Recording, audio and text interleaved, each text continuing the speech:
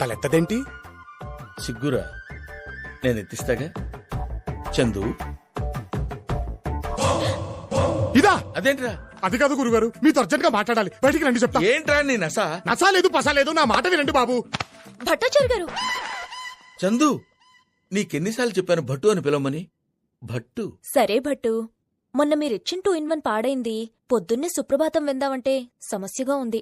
అతన్ని కొంచెం పంపిస్తే ఎక్స్ప్లెయిన్ చేస్తాను. అంతే కదా, అది 2-in-1 అయితే మా వాడు all-in-1 చిటికలో సెట్ చేస్తాడు. వెళ్ళరా. గురువుగారు, నేను చెప్పాలనుకునేది కూడా 2-in-1 గురించేనండి. ముందు చందు 2-in-1 గురించి ఆలోచించరా. అయ్యో అమ్మా, ఏమిటి అలా తోసేస్తున్నావేమిటి?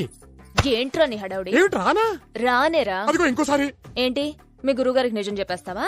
మరి చెప్పక కలర్ టీవీలు, వీసీఆర్లు, 2-in-1లు అంటూ మా గురుగారిని శాంతం నాకేశారు కదా, చూస్తూ ఎలా ఊరుకోను మరి. ఆహా, సరే వెళ్ళి చెప్పు, నేను కూడా చెప్తాను. ఏం చెప్తారు?